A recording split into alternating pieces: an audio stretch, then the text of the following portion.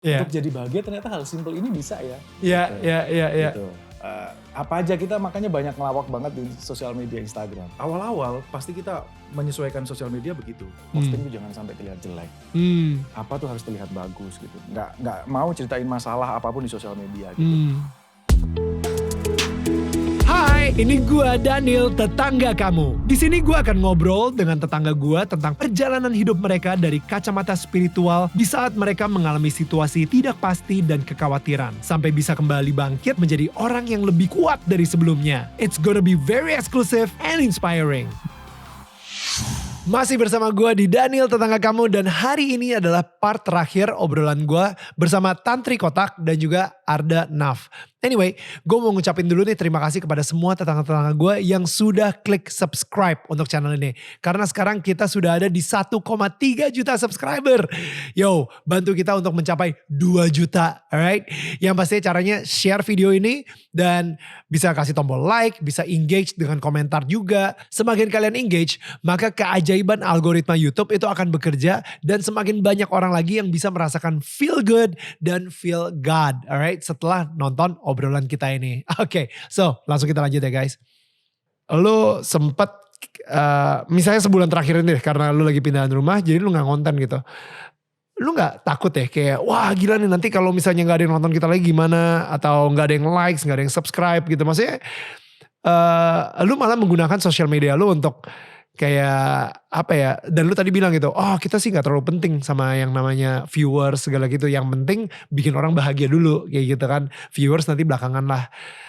You know, sosial media itu sebenarnya sepenting apa sih buat kalian? Artinya sendiri buat kalian itu seperti apa? Kalau sosial media sih sekarang memang dibilang penting ya penting, karena memang itu jadi media kita sendiri kan. Ya. Akhirnya di era yang sekarang kita punya media yang memang bisa menjual diri kita sendiri gitu. Kalau dulu kan kita harus ke TV dulu, Betul. harus apa, radio dan segala macam. Tapi kalau sekarang kan kita bangun tidurnya orang-orang bisa tahu kehidupan kita ya kan.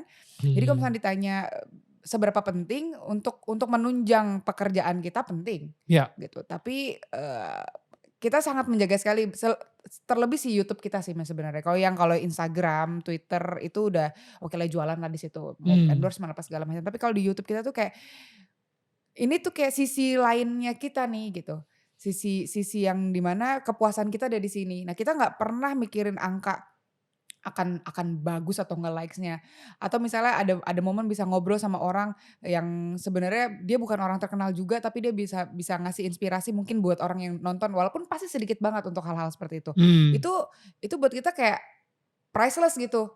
Jadi yang buat ke kita yang dapat ilmu, terus buat orang-orang yang mungkin sedikit nontonnya juga mendapatkan efeknya gitu. Ya. Jadi kalau untuk YouTube sendiri ataupun untuk sosial media ya kita bukan apa ya, bukan mendewakan angka. That's Lebih good. lebih kepada kontennya ini bisa memberikan manfaat atau enggak buat orang banyak. Bahkan sampai sebisa mungkin setiap pagi gue posting Instagram itu lebih kepada ngasih energi positif, ayo gerak gitu. Ayo semangat, ayo. Walaupun gue nulisnya juga masih tidur ya, tapi minimal Orang yang lebih baca, wah Tantri udah gerak nih, gue akan gerak sekarang lah. Padahal dia bener-bener semangat ayo kerjanya itu tidur lagi. Tapi minimal orang-orang yang baca tuh kayak oh ya merasa tersemangati. Ada energi positif itu ya. Jadi ya gue punya media, kenapa gue gak nyebarin sesuatu hal yang positif juga melalui media gue gitu kan. Betul. Bagaimana Bung Arda? Terima kasih Bung. Bung Tantri silakan. Sosial media itu bahayanya adalah kita tampak serupa sih kalau kita nggak jadi diri sendiri. Karena ngejar likes dan ngejar viewers aja supaya apa yang viral kita ikutin. Apa ikutin itu pasti awal-awal pasti kita menyesuaikan sosial media begitu. Posting tuh jangan sampai terlihat jelek. Apa tuh harus terlihat bagus gitu. Nggak mau ceritain masalah apapun di sosial media gitu. Padahal orang yang melihat kok hidupnya begini ya gitu. Orang-orang melihat bukan apa yang sudah mereka lakukan, tapi melihatnya yang tidak mereka lakukan. Nah itu bahaya, nggak boleh harusnya. Maksudnya apa? Gini, jadi mereka tidak bersyukur dengan apa yang miliki. Justru bertanya-tanya, gue gak punya ini gue gak punya ini. Padahal dia udah duduk di sofa yang nikmat, pekerjaan yang sudah layak, itu rumah tangga yang bagus. Tapi melihat mungkin ada tantri liburan terus apa segala macam kayak gitu. Walaupun kita gak bisa mengendalikan orang. Tapi kalau sosial media kita tidak menjadi diri sendiri, yang semua akan tampak serupa. Makanya dari situ kita nyalahin aturan aja. Makan di floating breakfast. Oh iya, kayak gitu. Orang kan makan mewah itu. Kita makan mie instan sampai ke kerupuk gitu. Dan orang ketawa semua. Pakai bak mandi bayi anak. Di hotel mewah itu ketawa orang. Gitu. Tapi orang-orang jadi paham bahwa nggak ngomong panjang lebar, tapi maksudnya tahu bahwa untuk jadi bahagia ternyata hal simpel ini bisa ya. Iya. Gitu. Apa aja kita makanya banyak ngelawak banget di sosial media Instagram. Gitu. Karena nggak perlu serupa gitu. Kalian nih punya ciri khas yang luar biasa anak muda. Bahkan di Instastory kemarin aku nulis gitu. Instagram itu tahu, dia menyembunyikan Instastory-nya kan. Nilainya sekarang, like-nya itu nggak ketahuan yang nonton berapa. Others gitu. Tapi tetap siapa yang kepo? Masih 70% lebih orang tetap kepo siapa yang nonton. Jadi orang masih tetap peduli, gue dilihat nggak sih gitu. Kita pun masih sama gitu. Tapi itu harus dimulai untuk diakui bahwa nggak bisa. Kalau kayak gitu terus kita dituntut untuk jadi orang lain, nggak jadi diri sendiri. Padahal kita ini punya potensi yang luar biasa. Jadi anak daerah Medan itu luar biasa. Jadi anak kampung pun dulu aku harus jadi anak Jakarta nih. Gitu. Nggak bisa, nggak ngapain gitu, bangga aja gitu bahwa. Gitu. Makanya sekarang kan akhirnya banyak konten-konten yang liburan kemana, ke desa, ke sawah, makanan apa ditunjukin gitu. Mereka bangga dengan dirinya sendiri dan terlihat berwarna kan sosial media begitu. Ini makan di mana ini, liburan kemana, apa segala macam. Itu so good. Itu yang pengen kita bilang ke orang-orang bahwa like viewers tuh bonusnya nggak bisa dikendaliin gitu. Kalau mau mancing terus itu kayak jalan tol, nggak ada ujungnya. Gitu. Capek nanti, capek terus nggak ada tujuan, capek gitu. Nggak bisa maknain kerjaan. Jadi kita udah itu kita bonus, makanya kemarin bahkan yang kita sebulan nggak upload loh.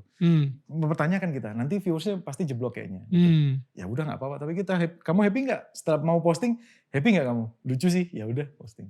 Wow. Itu dulu gitu. Kalian benar-benar tidak dikontrol oleh sosial media, tapi kalianlah yang mengontrol sosial media gitu. Berusaha ya, karena itu sulit sekali. Kita explore aja muncul apa, tiba-tiba di e-commerce tiba-tiba apa. Kita kan bener-bener udah apa nih ketertarikan kita dituntut untuk ke situ terus kan. Iya, algoritmanya benar-benar kayak menuntun lu ke arah yang lu suka gitu. Jadi kayak nggak mungkin gitu. Bahkan di hidup pun sama kan. Gue pengen melihat, aku pengen yang mobil ini. Misal Tantri pengen banget sebut Mini Cooper misalkan. Di jalan kok aku ngeliat terus ya. Padahal sebenarnya itu udah sering dia lihat. Tapi dia fokusnya ke situ. Sama kehidupan juga gitu mungkin. Kita ngelihatnya apa yang pengen kita lihat. Sebenarnya banyak hal baik yang kita sebenarnya terjadi tapi kita gak jemput. Wow. Ya, that's so good. Gue penasaran, kayak jujur ya, ini setelah kita ngobrol gini, gue jujur jarang banget ngobrol sama lu kayak gini gitu. Tapi gue jadi ngefans parah gitu sama lu. Asli. Saya paham dulu ya. Iya, gak apa-apa. Kamu. Oke. Bro, tapi asli deh, gue jadi ngefans parah gitu sama lo dan gue ngelihat kayak pembicara lu ngomong bener dari hati banget dan very soulful lah kayak gitu. Gue penasaran sih sama journey lu sendiri gitu dengan Allah, dengan Tuhan secara spiritual journey-nya sendiri gitu. Lo kayak gimana sih kayak karakter Tuhan di hidup lu itu seperti apa sih kalau misalnya di Arda sendiri? Waduh. Silakan Bang. Salah ngomong berbuah kesombongan nih jadinya. Dan itu bahaya gitu. Kesombongan itu kejahatan. Gak boleh itu. Ternyata yang kita pikir penderitaan yang aku laluin misalkan dulu. Ini Tuhan menghukum gitu waktu itu. Ternyata itu adalah cara yang rasanya tidak enak sebetulnya. Untuk kita berpindah tempat. Gitu. Oh ternyata dituntut untuk ini. Oh ternyata dituntut ini. Gitu. Ternyata dituntut untuk ke situ gitu. Jadi akhirnya tahapan jadi manusia tuh ternyata mungkin kita mengalami, kita menderita, kita senang, dan ujung-ujungnya apa? Kita berbagi. Kalau udah berbagi apa? Manusia itu sebenarnya dituntut untuk satu sama lain untuk memperbaiki sebenarnya. Peradaban kan dari dulu coba, dari zaman dulu orang saling bunuh, tersinggung apa segala macam. Tapi kesini peradaban membaikkan. Itu sebenarnya fungsinya. peradaban fungsinya. Dan sampai segini ada yang bertikai nggak? Ada gitu. Sedihnya adalah di sosial media itu yang benci, yang hate speech itu lebih kencang daripada yang banyak yang ngomong tentang cinta. Betul. Itu jadi satu orang yang vokal itu rasanya merubah, gila ini mau kiamat nih. Itu. Padahal kita balik ke dunia itu. Saya nanya jalan, Pak, ke sana Mas, ditunjukin sampai, ayo Mas ini. Banyak banget orang baik gitu. Jadi apa yang pengen kita lihat sebenarnya. Jadi tadi itu menjawab kalau tentang Tuhan kompleks banget ya gitu.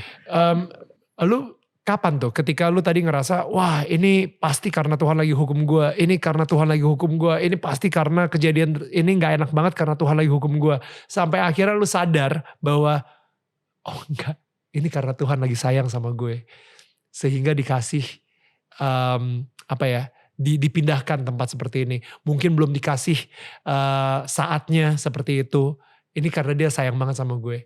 Itu kapan tuh transisi tersebut? Ketika lu menyadari bahwa Tuhan yang tadinya maha penghukum, sehingga menjadi Tuhan yang benar-benar mencintai, mengasihi, dan menyayangi lo.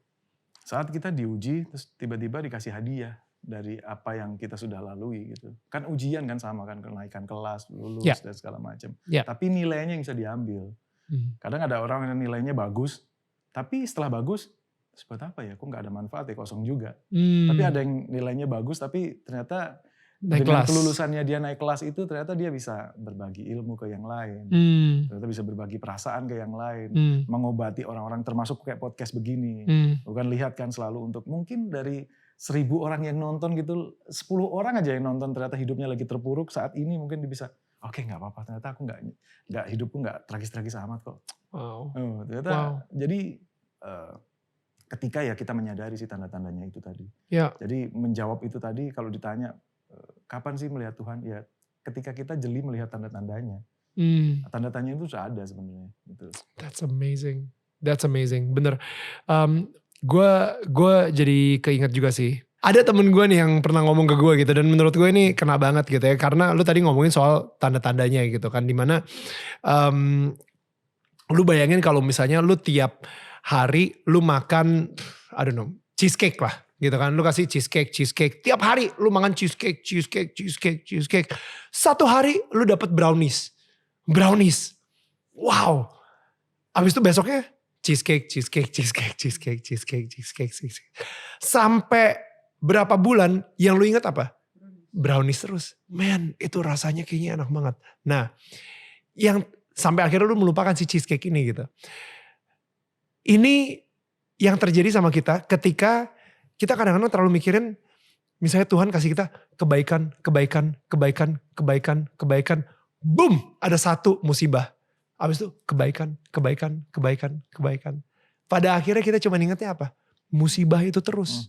Kenapa kita ingatnya musibah itu terus gitu? Kayaknya kita mikirnya, man, kenapa Tuhan jahat banget sama gue? Sedangkan lu melupakan sih kebaikan itu terus gitu. Dan tadi ketika lu ngomong soal perhatikan lagi tanda-tandanya. Sebenarnya ketika lu bisa fokus lagi sama si kebaikan itu, banyak banget. Dan musibah itu sebenarnya gak ada apa-apanya sama kebaikan-kebaikan yang telah kita terima gitu. Ya gak sih? And sebegitu cintanya Tuhan itu sama kita gitu. Bukannya kayak dia nungguin, wah ini kalau misalnya dia salah dikit nih bakal gue hukum gitu. You know what I mean? Karena image itu kan sering banget ya terjadi gitu di kita gitu. Karena kita terlalu, mungkin kita sama manusia yang lain juga kayak gitu.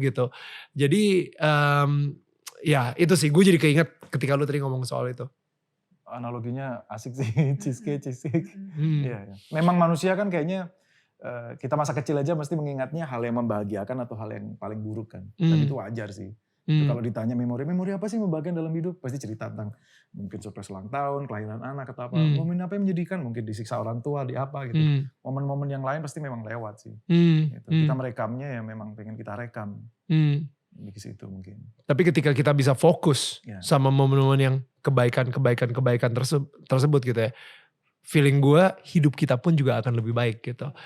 Makanya I think emang bener kayak ketika pagi lo ngasih taruh di sosial media, abis itu lo kayak memberikan energi positif, itu kan salah satu bentuk bersyukur juga gitu, ya gak sih? Kayak ya memulai hari dengan bersyukur gitu misalnya, itu menurut gue itu keren banget aja sih. Anyway, Kotak kapan ngeluarin album baru? Rencananya tahun ini. Alhamdulillah kita dapat kesempatan buat ngisi soundtracknya Gatot Kaca. Oh iya yang filmnya bakal keluar ini ya. Iya. Terus nanti full albumnya, bukan full album sih, mini EP. Oke. Mini album itu pertengahan tahun ini, doakan.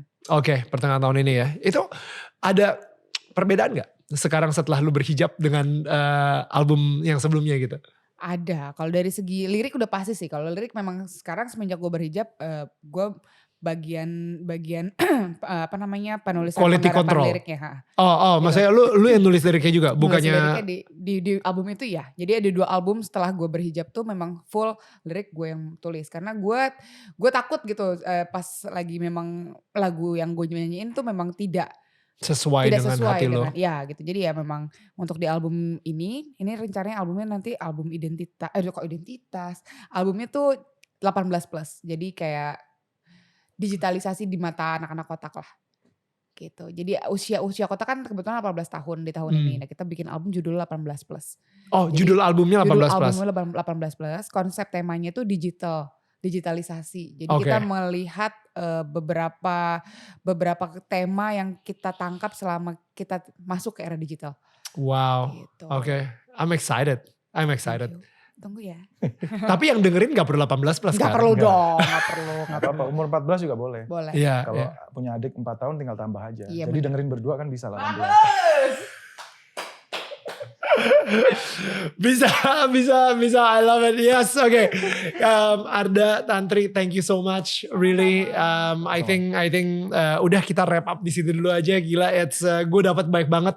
Serius, gue dapat ilmu baru baik banget. Gue dapat pelajaran hidup baik banget dari Arda dan juga Tantri juga. Dan kayak gila sih, lu mungkin bisa ngerasain ya excitement gue gitu ketika ngedengar cerita-cerita hidup kalian yang benar-benar kayak wow, you know, like it's so good.